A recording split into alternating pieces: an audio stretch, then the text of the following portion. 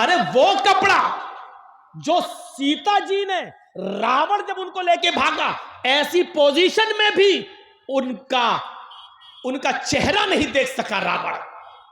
और जब लक्ष्मण ने वो नथुनी उठाई और हनुमान ने कहा कि चप्पल ओढ़नी सब कुछ पहचान गए, तो ये नाक में पहनने वाली नथुनी क्यों नहीं पहचान पाए? तो लक्ष्मण ने कहा था कि सीता जी मेरे भाई की, राम की पत्नी है, और मैंने आज तक अपनी भाभी का चेहरा नहीं देखा। जिस पर्दे को हिंदू धर्म ने इतना ज्यादा स्वीकारा हो कि रामचंद्र की पत्नी सीता जी का चेहरा राम के छोटे भाई लक्ष्मण ने न देखा हो। सभ्य समाज की स्थापना कपड़ा करता है। औरत उस वक्त सबसे ज्यादा अच्छी होती है जब वो सबसे ज्यादा कपड़ा पहने हुए हो।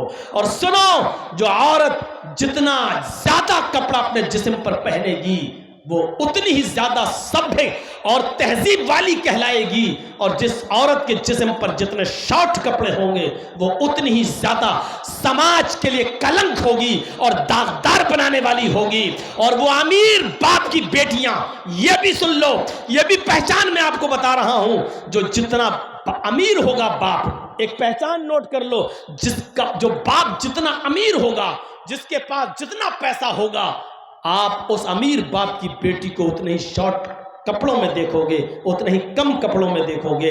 बाजारों में फिरने वाली, अपनी टांगे दिखाने वाली, अपनी रान दिखाने वाली, स्कर्ट पहनने वाली और ब्लाउज पहनने वाली लड़कियां, जिसके जिस्मों पर जितना कम कपड़ा हो, आप समझ लेना कि ये उतने ही बड़े बाप की बेटी है, ये उतने ही अमीर बाप की बेटी है। कल तक ये अमीर लोग हम गरीबों की लड़कियों को नचाते थे, अल्लाह ने ऐसा अजाब नाजिल किया है कि आए अमीरों, तुम अमीर होने के बाद भी तुम अपनी लड़कियों को फुल कपड़ा नहीं पहना पा रहे हो। हमने तुम्हारी लड़कियों को नंगा कर दिया है। जो चाहता है तुम्हारी लड़कियों को देख रहा है, जो चाहता है उनके गाल पर, उनके होंठों पर, उनके पैरों पर, उनकी रान पर, उनकी कमर पर, उनके जिस्म पर नजर डाल लेता है। एक रिक्शा चलाने वाला, एक हकीर दर्जे का आदमी भी तुम्हारी अमीर की बेटी को आंखों से देख रहा और दीदार कर रहा है, और अपनी आंखों को सेक रहा है उनके दीदार से। अल्लाह ने यह सजा दी है, इन अमीरों को उनकी बेटियों को नंगा कर दिया है। ये कड़वे अल्फाज हैं। चौधरियों तुम्हें सुनना पड़ेगा, सरमायादारों तुम्हें सुनना पड़ेगा, अगर तुम सरदार हो अपने समाज के तो तुम्हें सुनना पड़ेगा। ये कड़वी बात जरूर है लेकिन हकीकत है और सच्ची है। तुम्हें क्या, तुम्हारे बाप को भी सुनना पड़ेगा। जब तक मैं इस कुर्सी पर बैठा हूं, ये पावर मुझे शरीयत ने दिया है, इस्लाम ने दिया है, मुहम्मदुर रसूलुल्लाह के पावर ने से हमें मिला है, कुरान और हदीस की ताकत ने हमें दिया है, और इस हक को हमसे कोई नहीं छीन सकता है। 24 महान ऋषि उधर भी बताए गए हैं और इधर भी 24 नबियों का नाम आया है। कहा जाता है अवतार। हिंदी में क्या शब्द इस्तेमाल होता है या संस्कृत में? अवतार।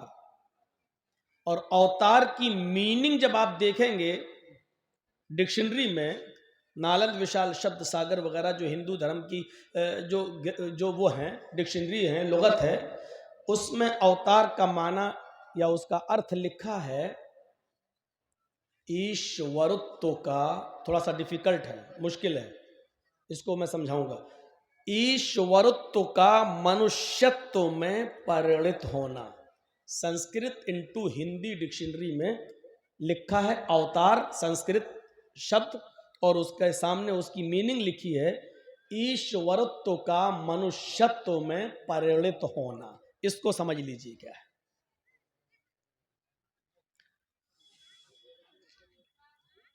ईश्वरत्व का मनुष्यत्व में परिणत होने का मतलब क्या है? ईश्वर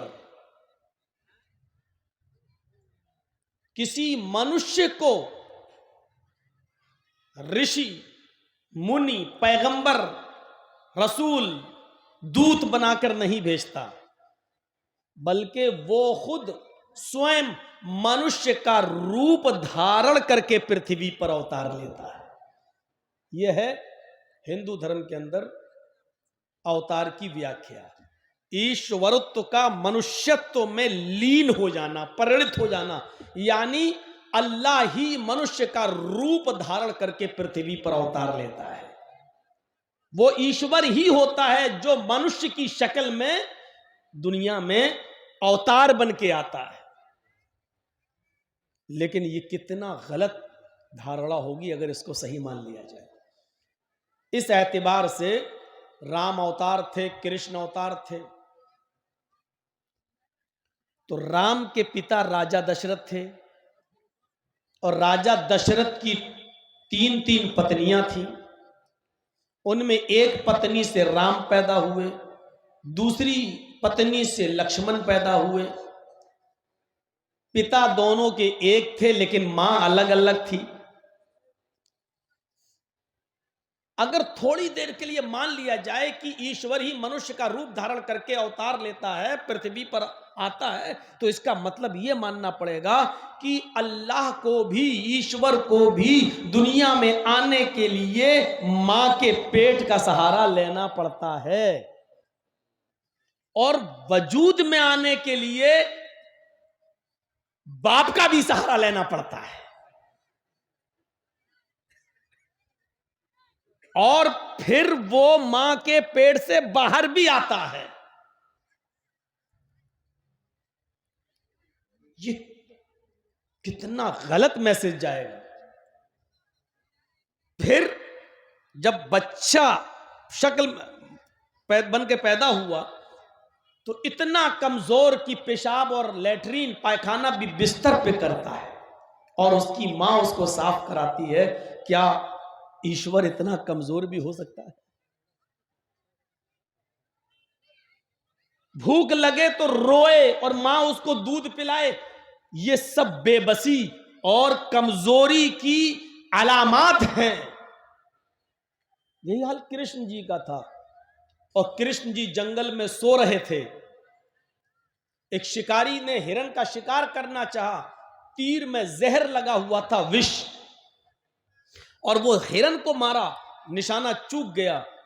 कृष्ण जी के पैर में वो तीर लगता है और उस तीर में लगे हुए जहर से कृष्ण जी की मृत्यु हो जाती है। ये हमारी किताबें नहीं कह रही हैं, आपके ग्रंथ कह रहे हैं।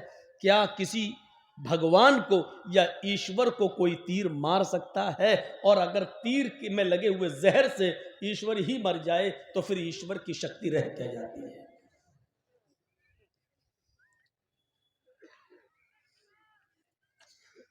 इसी से हमारे हिंदू भाइयों में यह अकीदा पैदा हुआ, यह आस्था पैदा हुई कि आत्मा ही परमात्मा है। हम लोग भी, हमारा अकीदा क्या है? अल्लाह ताला ने आदम अलैहिस्सलातु वस्सलाम का दुनिया भर की मिट्टी से उनका पुतला बनाया और पुतला बनाने के बाद उसमें रूह डाली, फूंका। तो जो फूंका था वो रूह जो आदम अलैहिस्सलाम के अंदर आई, तो उसी को हिंदू धर्म के अंदर यह कहा गया है कि वो रूह जो है, जो अल्लाह ने फूंका था, जो ईश्वर ने, उसको कैसे मौत आ सकती है? और यह हकीकत है कि रूह कहां मरती है? बॉडी मरती है, रूह तो निकाल ली जाती है। जो फरिश्ते उसको लेकर, अच्छे हैं फरिश्ते, अच्छी बॉडी है, अच्छा नेक काम किया है, तो अच्छे फरिश्ते, मलकुल मौत जब रूह को निकाल लेता है तो नेक फरिश्तों के हवाले कर देता है, और बुरा आदमी है तो उसकी रूह को मलकुल मौत निकाल के उन फरिश्तों को दे देता है जिनको बुरे लोगों की रूह को ले जाने का हुक्म दिया गया है। वो कहते हैं कि हमारे जिस्म के अंदर जो आत्मा है वही परमात्मा है। वो ईश्वर का एक जुज है, अल्लाह का के मुंह से निकले हुए फूंक का एक पार्ट है, लिहाजा वो भी अल्लाह है। इसलिए क्या कहते हैं? आत्मा ही परमात्मा है। लेकिन हम लोग, या हमारा अकीदा यह है कि आत्मा को परमात्मा नहीं माना जा सकता है। अगर आत्मा ही को परमात्मा मान ले तो बड़ी गड़बड़ी पैदा होगी। जर्जिस साहब के अंदर भी ये रूह है, यही आत्मा है, इसी को परमात्मा अल्लाह मान ले।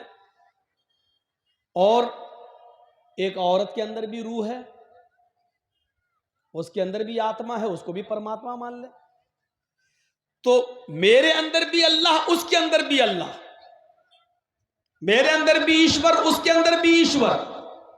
और जब शादी होती है, शौहर जब अपनी पत्नी से संभोग करता है, हम बिस्तरी करता है, तो इसका मतलब क्या हुआ? अल्लाह अल्लाह से हम बिस्तरी कर रहा है, ईश्वर ईश्वर से मिल रहा है। उसके अंदर भी आत्मा है, मेरे अंदर भी आत्मा है, और आत्मा ही परमात्मा है। तो इसका मतलब यह है कि परमात्मा परमात्मा के साथ संभोग कर रहा है। एक आदमी ने बंदूक उठाई और एक आदमी को शूट कर दिया, एक मारने वाला एक मरने वाला। मारने वाले में भी आत्मा है, मरने वाले में भी आत्मा थी, और आत्मा ही परमात्मा है। तो इसका मतलब यह हुआ कि परमात्मा ने परमात्मा ही को मार दिया। एक अल्लाह मार रहा है और दूसरा अल्लाह मर रहा है। नऊज़ बिल्लाह मिन ज़ालिक। यह हमारा अकीदा नहीं हो सकता। कितनी गड़बड़ियां पैदा हो गई। हमने कहा तेरी मां का, जवाब तुमने भी दिया तेरी मां का। हमारे अंदर भी आत्मा है, आपके अंदर भी आत्मा है, आत्मा ही परमात्मा है। तो इसका मतलब परमात्मा परमात्मा को गाली भी दे रहा है। अगर हम इस आत्मा ही को परमात्मा मान लें तो जीना हराम हो जाएगा। अल्लाह के ऊपर से फिर विश्वास ही उठ जाएगा। एक अल्लाह मार रहा, दूसरा अल्लाह पिट रहा।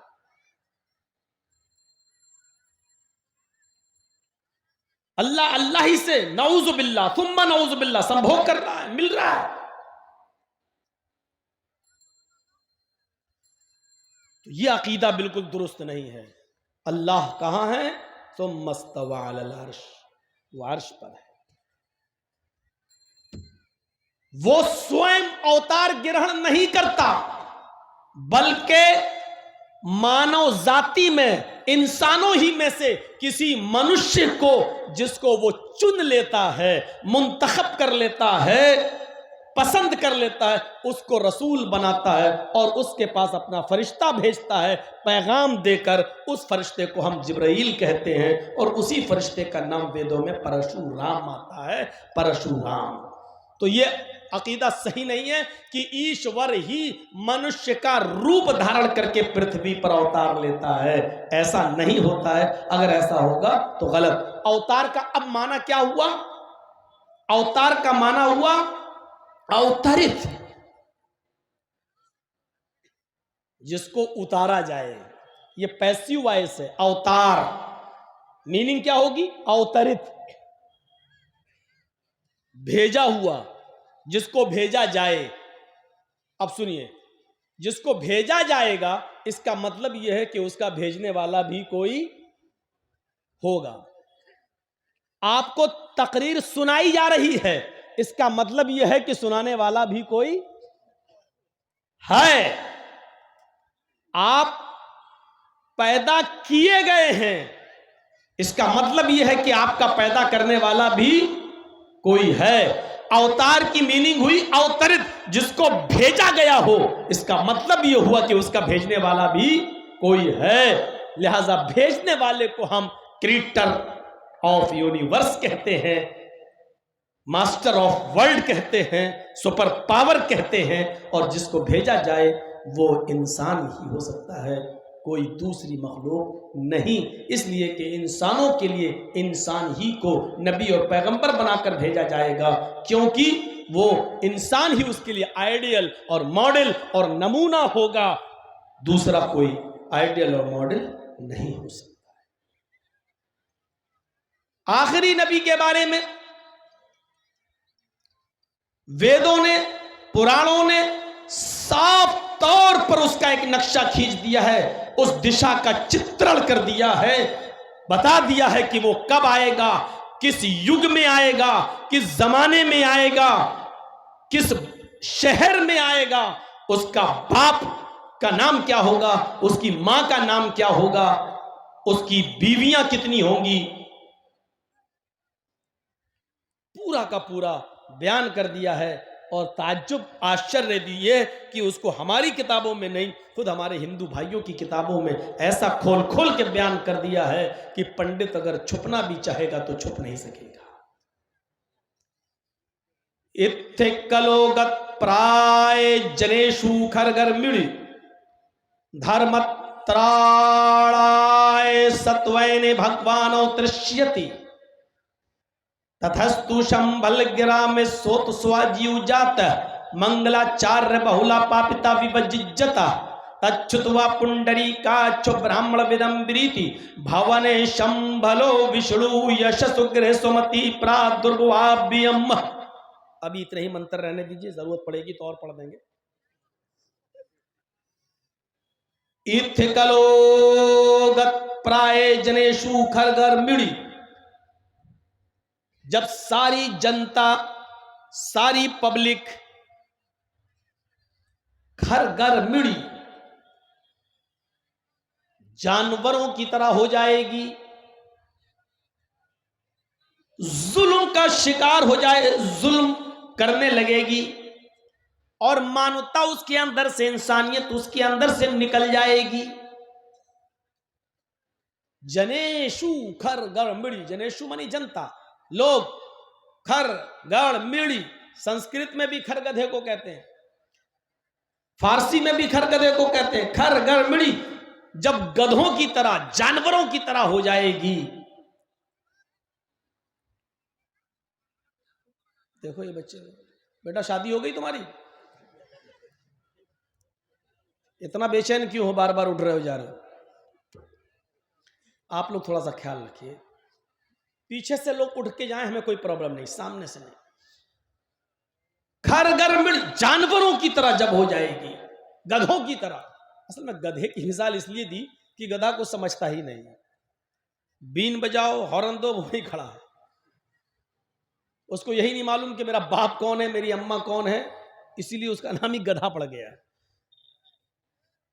और कभी कभी ऐसा होता है कि आप गधे को हटाना चाह रहे हैं, हॉर्न बजा रहे हैं तो और गाड़ी के सामने आ रहा है, उसके अंदर अकल नाम की कोई चीज नहीं होती।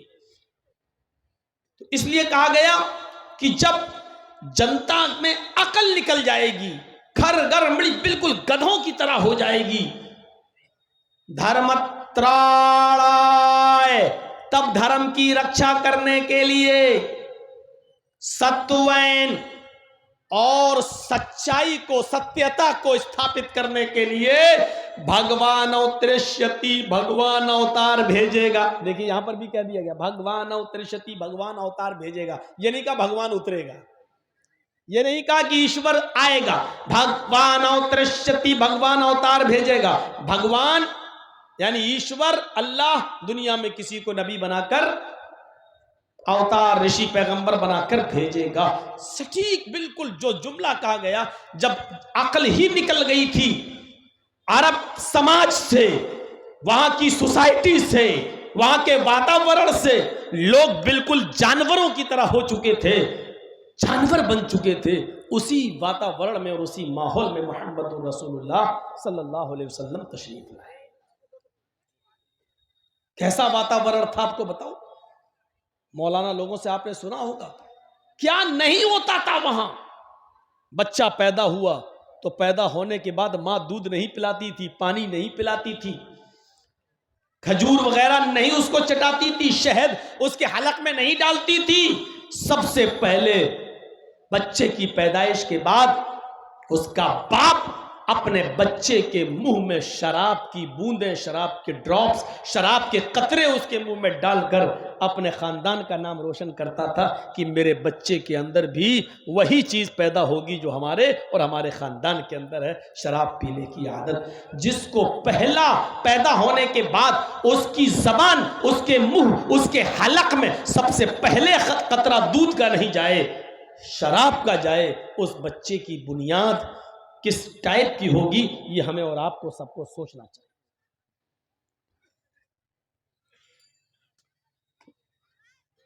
शराब इतना पीते थे कि दस्तरखान पर खाना जब रखते थे तो पानी नहीं रखते थे, बल्कि शराब के प्याले रखते थे, और खाना खाते खाते अगर पानी की जरूरत पड़ जाए तो पानी की जगह पर वो शराब पीकर खाने का लुकमा हलक के नीचे उतारते थे।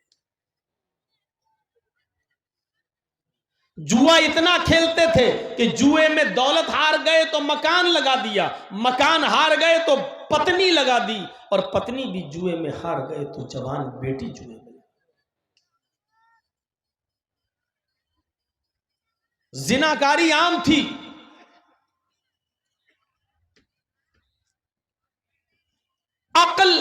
ऐसी नष्ट बुद्धि, ऐसी भ्रष्ट हो चुकी थी कि बाप के मरने के बाद अगर मेरी मां खूबसूरत है, हसीन और जमील है, सुंदर है, कोई दूसरा मेरी मां से शादी ना कर ले, इसलिए घर से चादर उठाकर उसका बेटा अपने पिता की मृत्यु के बाद वो चादर उठाता था और अपनी मां का हाथ पकड़ के बाहर निकालता था और समाज के सामने वो चादर अपनी मां के ऊपर डाल देता था और समाज में ऐलान कर देता था, आज के बाद ये मेरी मां नहीं है, मैंने इसको अपनी पत्नी बना लिया है। बुद्धि इतनी भ्रष्ट हो चुकी थी, जानवरियत ऐसी आ चुकी थी। जब ये वातावरण पैदा हुआ, जब ये माहौल पैदा हुआ और लोग बिल्कुल गधों और जानवरों की तरह हो गए, अकल ऐसी, बुद्धि ऐसी भ्रष्ट हुई, उनकी तबाह हुई, बर्बाद हो गई कि उनके घर में जब कोई बच्ची पैदा होती थी, कोई लड़की पैदा होती थी, तो गोया उनके ऊपर कोई पहाड़ टूट पड़ा है। 4 साल तक और कुछ लोग 6 साल तक उस बच्ची को पालते थे, पोसते थे, और जब वो अब्बू अब्बू अम्मी अम्मी कहने के लायक हो जाती थी, बोलने लगती थी, चलने फिरने लगती थी, एक दूसरे को पहचानने लगती थी, तब इतनी बड़ी 4 साल 5 साल और 6 साल की उस बच्ची को मेला घुमाने के बहाने जंगल में ले जाया जाता। पहले से गड्ढा खोदा हुआ रहता, कहा जाता कि बेटी जरा इस गड्ढे में झांक कर देखो, तुम्हारी मां नजर आएगी। बच्ची जब उस गड्ढे में झांकती तो पीछे से जालिम बाप उसको धक्का देता, वो गड्ढे में गिर जाती और फिर ऊपर से मिट्टी डालना शुरू कर देता, और उस वक्त तक वो रुकता नहीं जब तक कि पूरा का पूरा उसको मिट्टी से दफन नहीं कर देता था। और उस वक्त तक वो उस कब्र के पास बैठा रहता था जब तक उस बच्ची की आखिरी सांस न निकल जाए, आखिरी चीख न निकल जाए, यानी वो मर न जाए। जब बच्ची मर जाती तब वो जंगल से लौट के वापस आता, समाज में आता, अपने मुआशरे में आता, अपनी सोसाइटी में आता और लोगों में जश्न मनाता, शराब का दौर चलता और खुश होकर कहता, आज मैंने अपनी बेटी को दफन कर दिया, आज हमने अपनी बच्ची को दफन कर दिया। ये जिहालत थी, ये बुद्धि भ्रष्ट इस हद तक हो चुकी थी कि अपनी बेटी को मार डालता था, कत्ल कर देता था। जब बुद्धि भ्रष्ट हो जाती है तो आदमी इस तरीके की हरकतें करता है। देख लीजिए, कल परसों की बात है, पाकिस्तान के अंदर भी एक आदमी ने अपनी 5, 6, 7 दिन की बच्ची के सीने में 7 गोलियां उतार दी। अभी कल की बात, 7 गोलियां, सिर्फ इसलिए कि हम तो लड़का चाहते थे, लड़की क्यों पैदा हुई। उसकी बीवी ने कहा, इसमें मेरी क्या गलती है। उसने बंदूक उठाई, गोली भरी और अपनी बच्ची के सीने में 5 या 7 गोलियां उतार दी। वो 5 दिन की या 7 दिन की बच्ची थी। सोशल मीडिया भरा पड़ा है। मेरे भाइयों, ये इंसानियत जब निकल जाती है किसी के अंदर से, जब बुद्धि भ्रष्ट हो जाती है किसी के अंदर, जब जानवरियत और हैवानियत आ जाती है, तो इंसान इस तरीके के कदम उठाता है।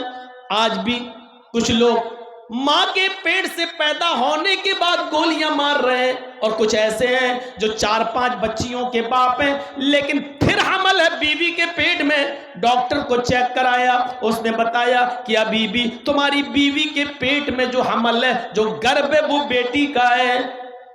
पैसा लेते के किसी तरीके से पता लगा लिया, और जब बता दिया कि बेटी है तो कहा मुझे नहीं चाहिए, डॉक्टर साहब कुछ पैसा और ले लो, इसको गिरा दो, खत्म कर दो। नहीं चाहिए, 4-5 बेटियों की शादी तो कर नहीं पाऊंगा, ये एक और बोझ बन के दुनिया में क्यों आए। इससे बेहतर है कि पेटी में मार डालो। जो बच्चे पेट में मार डाले जाते हैं, कत्ल कर दिए जाते हैं, वो तुम हलाल हो या हराम, याद रखिए, वो चाहे हलाल हो या हराम, जो बच्चा भी पेट के अंदर हमल ठहरने के बाद मार दिया गया, चाहे वो 1 दिन का हो, 10 दिन का हो, 1 महीने का हो, 2 महीने का हो, जितने भी दिन का हो, अगर उसको मार दिया गया, एबॉर्शन करा के उसको खत्म कर दिया गया, कयामत के दिन ये बच्चा, बुखारी शरीफ की रिवायत है, जा यौमल कयामती मुअल्लकुम बैना सदिया, ये बच्चा कयामत के दिन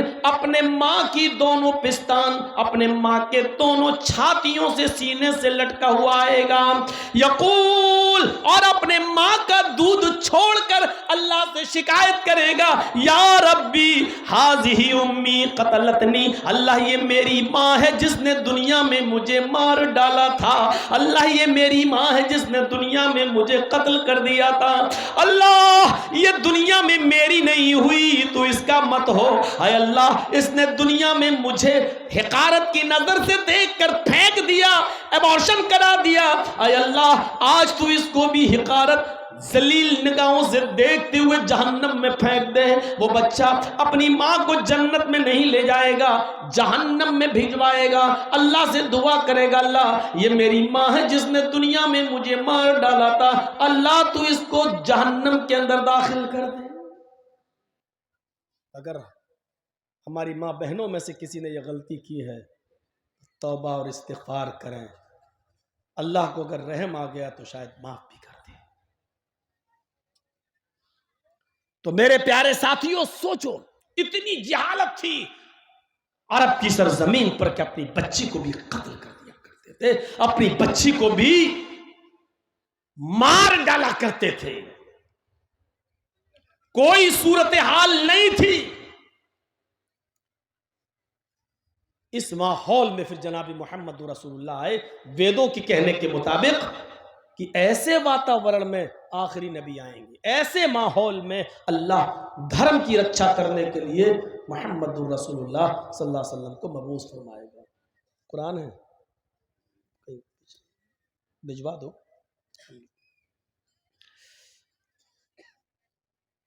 तो अंदाजा लगाइए, तथस्तु शंभल गिरा में सोत स्वाजी उजात मंगलाचार्य बहुला पापिता विभजिज्जता। शंभल गिराम में आएंगे।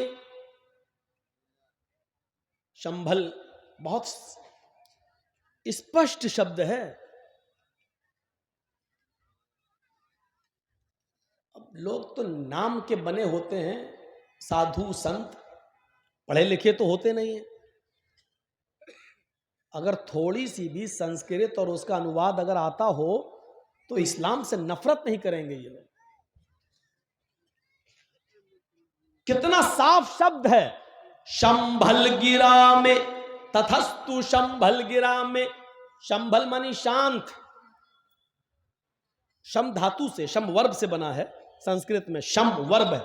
शम के माना शांत करना, जीरन है, मस्दर है, और शंभल एडजेक्टिव है, विशेषण है।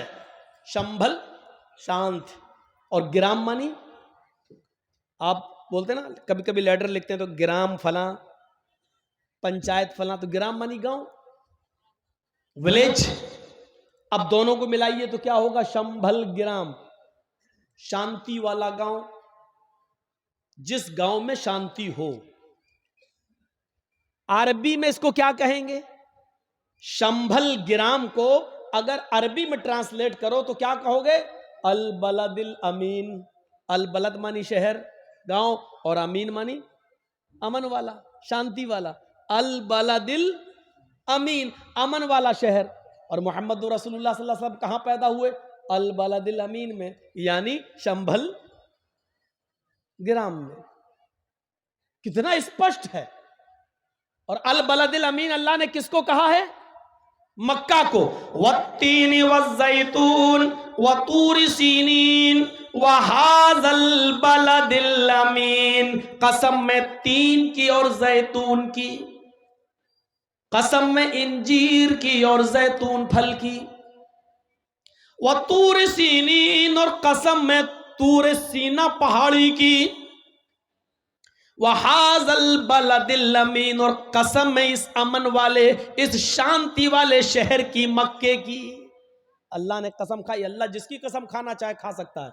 अल्लाह को कोई गुनाह या पाप देने वाला नहीं है। लेकिन इंसान और खास तौर पर मुसलमान अल्लाह के अलावा किसी दूसरे की कसम नहीं खा सकता। मन हलफ लिगैरिल्लाहि फक़द अशरक, जिसने अल्लाह के अलावा किसी और की, गैरुल्लाह की कसम खाई उसने शिर्क किया। खाओ बेटा कसम, औलाद कसम, बाप कसम, अम्मा कसम। बहुत से लोग तो गुस्से में कहते हैं बीवी की कसम, मरेगी तो ये मरे। हाँ, हमारा एक दोस्त था, मैंने कहा तुम बात बात पे कहते हो मेरी बीवी की कसम क्यों? बहुत परेशान हूं यार, सच। कभी कभी झूठी भी कसम खा लेता हूं ताकि मरे तो ये मरे।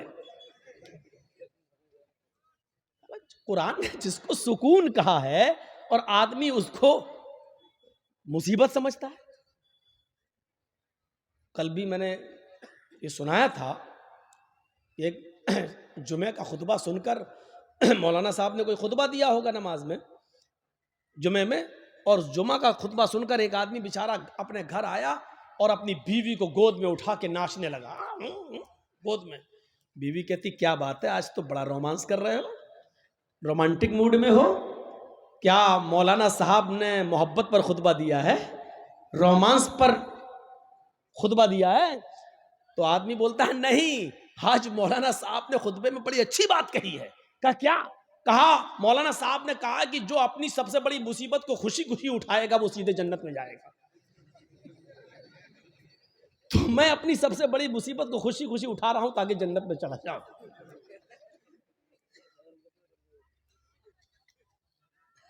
लोग कभी कभी समझते हैं, और ये भी खामखा तंग करती हैं। बेचारा काम करने गया, बार बार फोन करती हैं, कहाँ हो?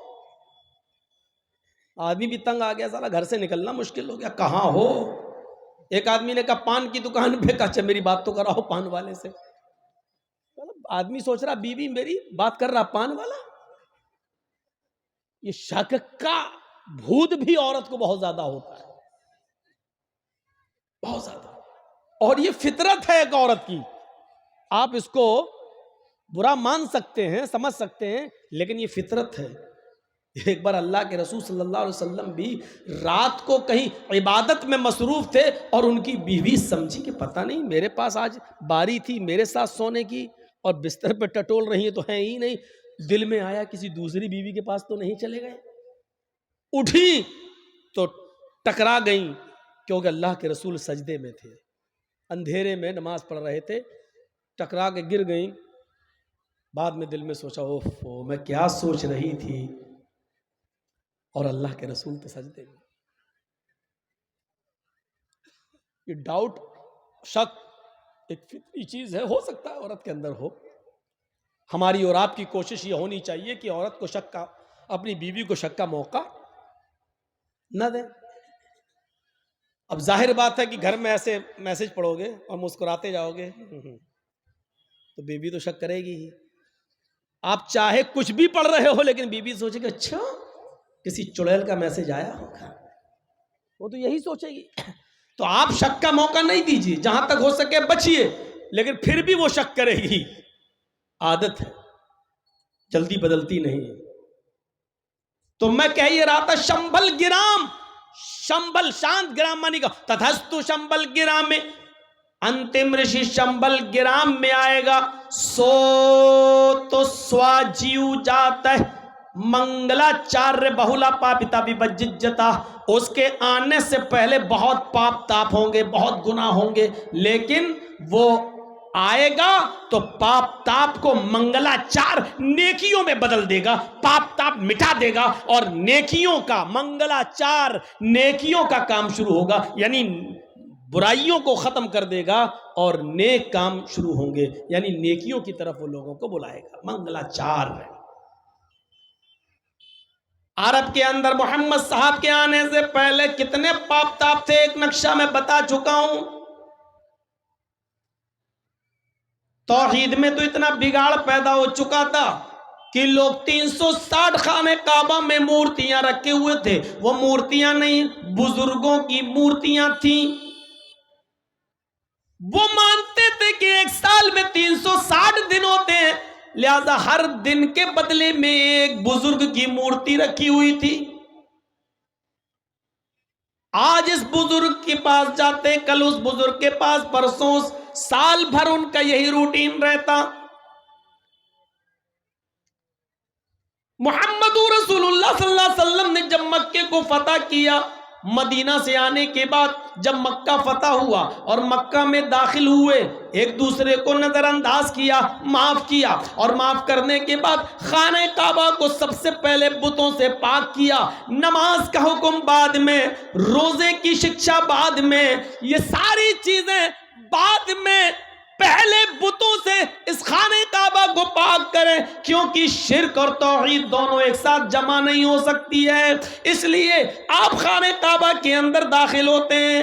हजरत अली रज़ी अल्लाह ताला अन्हु ने अपने कांधे पर अल्लाह के नबी को सवार किया, बिठाया, आप कांधे पर बैठे, आपके हाथ में छड़ी थी, एक छड़ी से एक एक मूर्ति को, बुत को गिराते जाते, पकड़ा, गिराया, जमीन पर गिरी, टूट गई। एक एक मूर्ति को गिराते जाते और कहते जाते, जा अल हक व ज़हक़ल बातिल इन्नल बातिल कान ज़हूक़ा। हक आ गया और बातिल मिट गया, और बातिल को तो मिटना ही था। हक आ गया और बातिल मिट गया, बातिल को तो मिटना ही था। हक आ गया और बातिल दब गया, और बातिल को तो मिटना ही, दबना ही था। ये कहते जाते और बुत को गिराते जाते। मेरे भाइयों, इस तरीके से आपने नेक काम कराना शुरू किए। अब अरब की सरजमीन पर चोरी बंद हो गई। जो शराब पीते थे उन्होंने अपने हाथों से शराब के मटके तोड़े, शराब के घड़े तोड़े, शराब की सुराहियां तोड़ी। ऐसा लग रहा था जैसे सैलाब आ गया हो, पानी की बाढ़ आ गई हो। एनसाइक्लोपीडिया ऑफ बॉटनिका के अंदर लिखा है, ईसाई राइटर लिखता है एनसाइक्लोपीडिया का, क्रिश्चियन राइटर, कि नालियों से शराब बाहर निकल रही थी। जैसे पानी जब ज्यादा गिर जाए, बारिश ज्यादा हो जाए, तो सड़कों पर नालियों से पानी आने लगता है और बाहर सड़क पर आ जाता है। अरब के अंदर ऐसे शराब के ड्रम और बोतलें और घड़े, मटके, सुराहियां तोड़ी गई, इतनी नालियों में बहाई गई कि नालियां भर भर के सड़क पर शराब आने लगी। जो लोग एक एक रोटी और एक एक बोटी के पीछे एक एक इंसान को मार डाला करते थे, एक आदमी की बकरी दूसरे के खेत में चली गई, इस बात को लेकर जो झगड़ा हुआ, दोनों खानदान में झगड़ा हुआ, तो ये झगड़ा 27 साल तक चलता रहा। 27 ईयर्स, 27 साल तक झगड़ा चला। कितनी सी बात पर, तुम्हारी बकरी मेरे खेत में कैसे आई? उसने कहा भाई बकरी है, आ गई, थोड़ा सा खा लिया तो क्या हो गया। उसने कहा अच्छा अकड़ और रहा है, एक तो माफी मांगना चाहिए, दूसरा अकड़ और रहा है। उसने कहा तो क्या हुआ, जानवर है चला गया तो क्या हुआ, अच्छा अकड़ता और है, थप्पड़ मार दिया। इसने जवाब में उसको मारा। इतनी सी बात पर यह झगड़ा 27 ईयर्स, 27 साल तक चलता रहा। दोनों तरफ से मरने वालों की तादाद जब गिनी गई तो 27 साल में 40,000 आदमी मारे जा चुके थे। हिस्ट्री पढ़िए, कितने लोग, 40,000। और रीजन, बकरी, बकरी को मारा भी नहीं था, सिर्फ खेत में आ गई थी बस। इतनी सी बात पर लेकर झगड़ा 27 साल चला। 27 साल में पूरी नस्ल बदल जाती है। मेरे भाइयों जरा गौर करो, जब दोनों तरफ से लोग गिने गए तो कितने हुए मरने वाले, 40,000। लेकिन इसके बावजूद झगड़ा बंद नहीं हुआ। इसी बीच में मोहम्मद रसूलुल्लाह को रिसालत मिली, नबी बनकर आप आए, तब आपने पैगाम दिया, इस झगड़े को बंद कराया। फिर ऐसी नेकियों के काम हुए, जो एक दूसरे की जान लेते थे वो एक दूसरे के लिए अपनी जान देने लगे।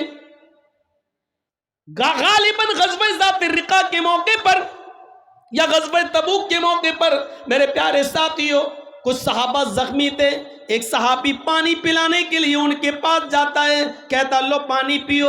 उसने पानी का प्याला होंठों से लगाया ही तक ये दूसरा चीखता है मैं भी जख्मी हूं, थोड़ा सा पानी मुझे छोड़ देना। इस आदमी ने सोचा ये तो पानी थोड़ा है और मुझसे ज्यादा वो प्यासा लग रहा है, इसने कहा पहले मेरे भाई को पानी पिला दो, शायद वो मुझसे ज्यादा प्यासा है। ये दूसरे के पास लेकर गया, अभी उसके होंठों पे पानी लगाया ही तक ये तीसरा चीखा थोड़ा सा छोड़ देना, अगर बच जाए मैं भी अपने हलक को तर कर लूंगा, मेरे होंठ भी खुश्क हो चुके हैं, मेरा गला भी खुश्क हो चुका है। इस दूसरे ने तीसरे के पास भेज दिया, नहीं नहीं वो मुझसे भी ज्यादा प्यासा नजर आ रहा है। ये दूसरा के पास से हटकर तीसरे को पिलाने जाता है, जैसे ही उसके पास पहुंचता है उसको उठाता है, अपने सीने से लगाता है, क्या देखता है उसके होंठ बंद हो चुके हैं, उसके होंठों में पानी का प्याला लगाता है लेकिन होंठ की हरकत बंद। उसने सीने पे हाथ रखकर देखा तो दिल की हरकत बंद, उसने नाक पर हाथ रखकर देखा तो नाक से सांस आना बंद, गोया कि उसकी रूह निकल चुकी है। तीसरा अल्लाह को प्यारा हो चुका, वो लौट कर दूसरे के पास आया, चलो जिसके से शुरू किया था दूसरे उसको पिला दूं, क्या देखता कि दूसरा भी अब पानी पीने के लायक नहीं रहा। आया चलो पहले से जहां से शुरू किया उसको ही पिलाकर उसको एक नई जिंदगी दे दूं। जब पहले के पास लौट कर आता तो क्या देखता है कि वो पहला आदमी भी अपनी जान जाफरी के सुपुर्द कर चुका है, आब हयात से अपना पानी अपनी प्यास बुझा चुका है। गौर करो मेरे प्यारे साथियों, जो एक एक बकरी के लिए 27 साल लड़ते थे और 40,000 लोगों के मरने के बाद भी जंग बंद नहीं होती थी, वो लोग एक दूसरे के लिए अपनी जानें देने लगे, एक दूसरे के लिए अपनी कुर्बानियां देने लगे, एक दूसरे के लिए मरने लगे, एक दूसरे के लिए अपनी जान निछावर करने लगे। बहुला पापिता विवज्जिज्जता, मंगलाचार्य बहुला पापिता विवज्जिज्जता, वो बुराइयों को खत्म करेंगे और मंगलाचार नेकियों के काम शुरू करवाएंगे। तो मेरे भाइयों ऐसी नेकियों के काम शुरू।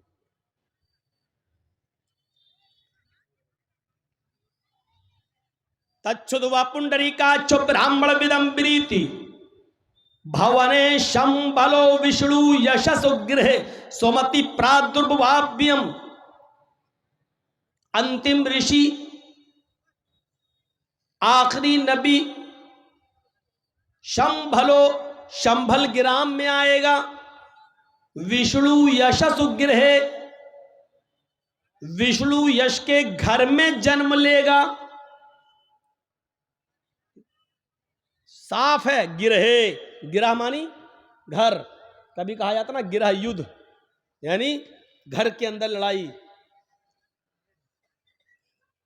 विष्णु यशसो गिरहे शंभलो विष्णु यशसो गिरहे, शंभल ग्राम में आएगा, विष्णु यशसो विष्णु यश के घर में आएगा। सुमति प्रादुर्भाव्यम, और सुमति के पेट से पैदा होगा, सुमति के पेट से जन्म लेगा, कुछ रह ही नहीं गया। 18-20 साल से तकरीरी दुनिया की लाइन में हूं, हो सकता है 22 सालें हो गई हों। लोग बता रहे हैं कि यहाँ एक बार और आप आ चुके हो, कोई कह रहा 20 साल पहले, कोई कह रहा 22 साल पहले। मैंने कहा ज़्यादा मत बताओ, अब मुझे एहसास हो रहा है कि मेरी उम्र कितनी हो गई होगी। हमें तो याद ही नहीं आ रहा है कि हम कब आए थे। ठीक है, मैं मालूम है, लेकिन अब वो 18 साल है कि 20 साल हैं, ये एग्जैक्ट नहीं बता सकते कि कितना। बहरहाल चलिए आए थे, बस मकसद ये है कि आए थे। तो मेरे भाइयों, इतने दिनों से रामायण गीता सब कुछ पढ़ते हैं, तकरीरें यूट्यूब पे पड़ी हुई हैं, और सरकार भी कौन सी है, डॉक्टर जाकिर नाइक जैसी शख्सियत को भारत छोड़ के जाना पड़ा।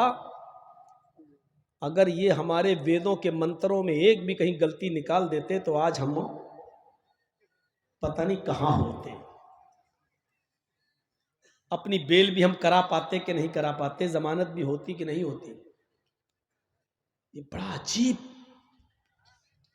हालात हैं। एक बार बस में बैठ के सफर कर रहा था, एक पुलिस वाला आया, कहता सीट छोड़ो, हटो हम बैठेंगे। हमने कहा भाई हम पहले आए, आप भी बैठ लो, हट हम बैठेंगे यहाँ। हमने कहा भाई मैं आपको कह तो रहा हूं बैठ जाओ, लेकिन हमें क्यों उठा रहे हो? कि उठ रहा है या नहीं उठ रहा, या तुझे बंद करना है अभी जेल में जाके। मैंने कहा मैंने कोई चोरी की है जो बंद करेंगे आप? तो उसने कहा चोरी करता कौन है? अभी 10 किलो अफीम तेरे बैग में डाल देंगे, अभी 10 ग्राम 100 ग्राम अफीम तेरे बैग में डाल देंगे और कह देंगे इसके पास से निकली है, जमानत नहीं करा पाओगे। हमारे पास सब कुछ रहता है। मैंने कहा भैया आ जाओ बैठ जाओ। हालात है, क्या करेंगे आप? अपने आप को बचा लो, यही बहुत बड़ी बात है इस दौर में, वरना हालात बहुत खराब थे। और बंगाल में आप लोग अक्लमंद थे और अक्लमंदी का सबूत दे गए। यूपी वालों को समझा समझा के थक गया हूं मैं।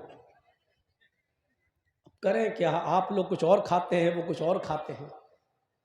वहां भैंस चलती है और भैंस तो बुद्धि खराब होती है, उसकी कम होती है, क्योंकि खोपड़ी में नहीं बैठ रही। हाँ साहब हमारी भी एक वो होनी चाहिए। अरे होनी तो चाहिए, उसका इनकार कौन कर रहा है? लेकिन ये तो देखो इस वक्त जरूरत क्या है। जर्जी साहब के पैर में कैंसर है, डॉक्टर कह रहा पैर कटाओ। जर्जी साहब कह रहे नहीं, हमें भी दवा दो, हमें भी हक है जीने का। अरे पहले पैर कटा के जान तो बचा। अगर पैर नहीं कटाएगा तो जान नहीं बचेगी तेरी। अक्लमंदी यह है कि सीना तान कर खड़े मत हो, जान बचाना है तो पहले पैर कटा लो, नहीं तो पैर बचाने के चक्कर में पैर तो जाएगा ही जाएगा, जान भी जाएगी। इस वक्त यह कंडीशन थी हमारे।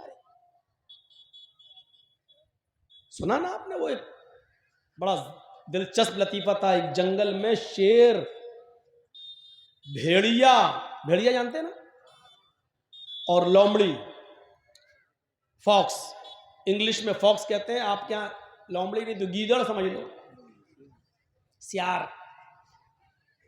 हम सियार में और लोमड़ी में हम कुछ फर्क समझते हैं, लेकिन अब एक हो तो वो आप समझे। फॉक्स, उसको इंग्लिश में फॉक्स कहते हैं। अब क्या है वो आप समझिए।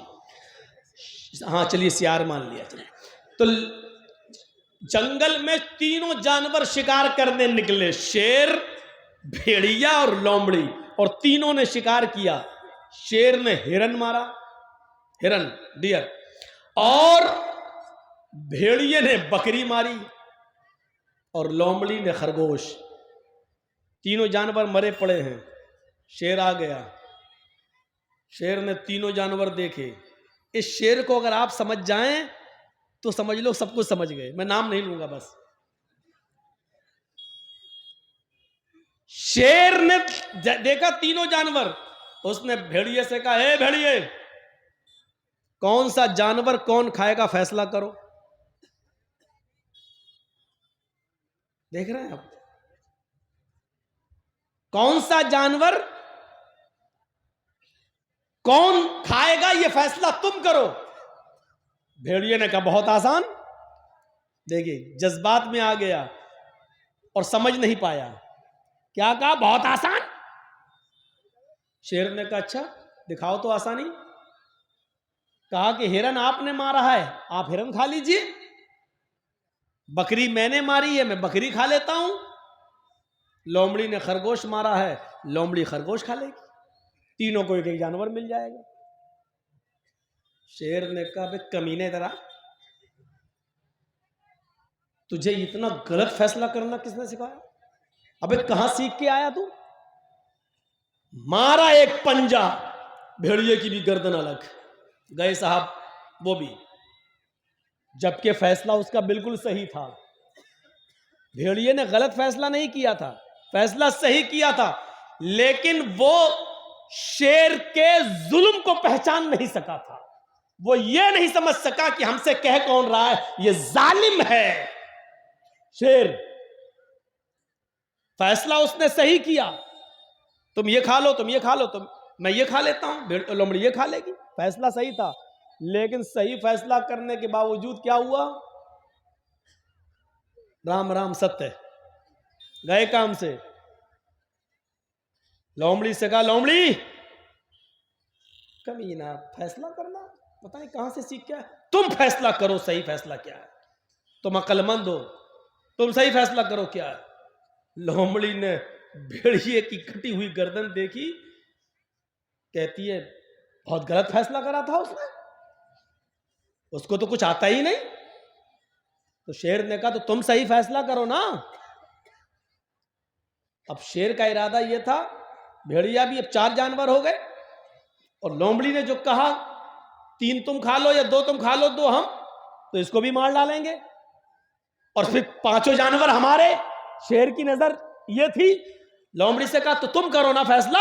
लोमड़ी ने कहा बहुत अच्छा, आसान है, ये तो कमीना कुछ जानता ही नहीं था। तो कहा अच्छा सही फैसला क्या? कहा सही फैसला क्या है, आप जंगल के राजा हैं, ये तीनों जानवर आपके हैं। सुबह आप हिरन खा लीजिए, शाम को जब भूख लगे तो बकरी खा लीजिए, और दोपहर में जब भूख लगे तो मुंह का टेस्ट बदलने के लिए खरगोश खा लीजिए। और अब तो भेड़िया भी आपका है, ये तो आपका है। इस कमीने को मालूम ही नहीं था। शेर ने कहा वाह लोमड़ी वाह, ये है सही फैसला। अरे तू ये बता कि तुझे इतना अच्छा फैसला करना किसने सिखाया है, कहां से तू सीख के आई इतना अच्छा फैसला? लोमड़ी ने कहा इसी भेड़िए से सीखा है जनाब, इसी भेड़िए से सीखा है। यानी हालात और वक्त का तकाजा ये कह रहा है कि अगर सही फैसला मैं करूंगी तो मैं भी भेड़िए की तरह मारी जाऊंगी। इस भेड़िए की कटी हुई गर्दन ने मुझे हालात से समझौता करना सिखला दिया है, भूखा रहना गवारा करने पर मजबूर कर दिया है, लेकिन अपने आप को बचाना ये हमने जरूरी समझा है। तो अब ये बताओ कि भेड़िया अक्लमंद था या लोमड़ी अक्लमंद थी? हक बात बोलकर, सच बात बोलकर भेड़िए ने अक्लमंदी का सबूत देना चाहा, लेकिन क्या हुआ? मारा गया। और लोमड़ी ने फैसला गलत जरूर किया था, लेकिन वक्त का तकाजा यह था कि पहले अपने आप को तो बचाओ। अगर कुछ ऐसा फैसला किया तो जब हम ही नहीं रहेंगे तो फैसला करने से फायदा क्या है? तो मेरे भाइयों, लोमड़ी ने अक्लमंदी का सबूत दिया, उसने अपने आप को बचा लिया और कहा कि सारे जानवर आपके, आप जंगल के राजा, आप खाइए। तो शेर को यानी तारीफ कर दी। आज यही तो हो रहा है, जो तारीफ कर रहा है वो गंगा में नहा रहा है, वो वॉशिंग मशीन में धुल के निकल रहा है। और जो तारीफ के पुल नहीं, आप देखिए अकल देखिए आप कैसी मारी गई, और मीडिया वालों की भी अकलें देखो कैसी मारी गई। जो अपना जिस्म छिपाकर स्कूल जा रही है, कॉलेज जा रही है, उस पर हंगामा कर रहे हैं, लफड़ा खड़ा कर रहे हैं। जो एक समाज को सभ्य बनाने में मदद कर रही है, उसके लिए हंगामा हो रहा है। और जो अपने कपड़े उतार रही है, उसको पद्मश्री अवार्ड दिया जा रहा है। अकल देख रहे हैं आप? अकल ये है। आप इशारा समझ गए होंगे ना, किसको नाम नहीं लूंगा। ये इतने महत्वपूर्ण लोग नहीं है कि मैं इनके लिए अपनी 2-2, 5-5 करोड़ की तकरीर बेकार करेंगे। ये इतने मुबारक लोग नहीं है। कभी कभी लगता है कि बहुत बड़ी हस्ती, उनका नाम लेने से पहले वुजू बना लेना चाहिए, तब इनका नाम लेना चाहिए।